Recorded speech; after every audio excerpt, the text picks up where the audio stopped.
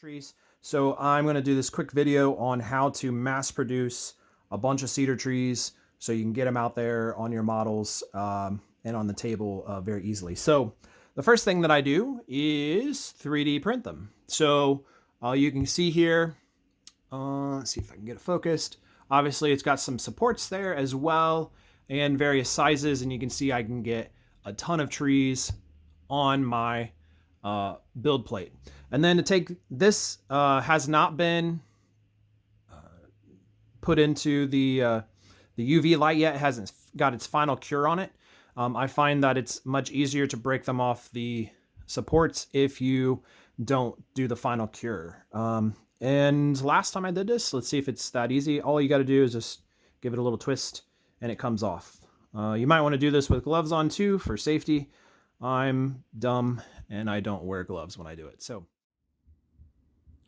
all right, after I've removed all of the armatures from the supports and then got them into the final cure and got that done, then what I do is I come in and I'm going to use this piece of foam for basically everything else out from here. So the first thing I'm going to do is stick the armatures in upside down.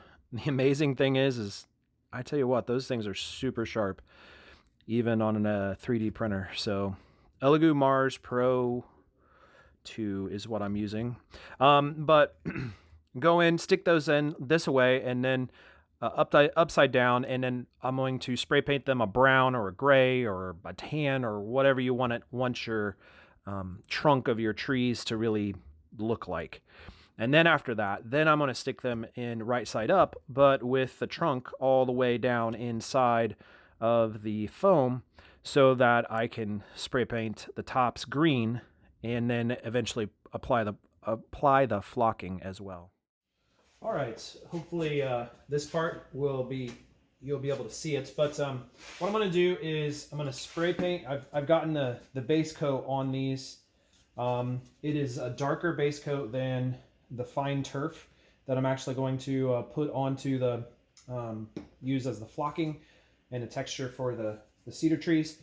So what I'm going to do is take my spray paint these again, and then while the spray paint's still wet, I'm going to go ahead and use the flocking here to get them coated. So that is the plan. I'm going to try to do it fairly fast so the paint stays wet. It's nice and cold out here in the garage, so I am quite certain that in the summertime you would have a little bit of trouble, have to work a little bit faster to get that. So don't be bashful with the spray paints. And then all I do is simply come in and sprinkle this on top. And I turn it over,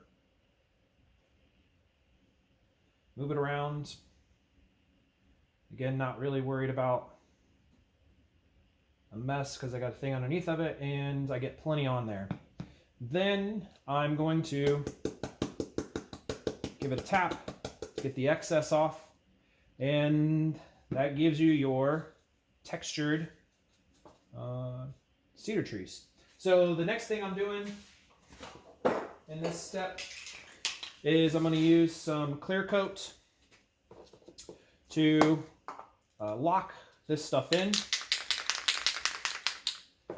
Move this out of the way.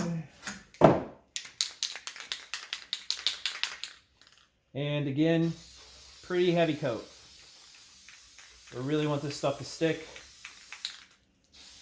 It does darken it up just a little bit. I'm sure you could use a cheaper spray than Tester's dull coat, but that's what I got lying around. All the other coats I have are like shiny or satin, which I don't want to use. So that's it. All I do now is I just let this dry, and you can see all I got to do is pluck the cedar trees out, and that gives me a ton of cedar trees just like that. So total process took me 3 hours to print them, I think.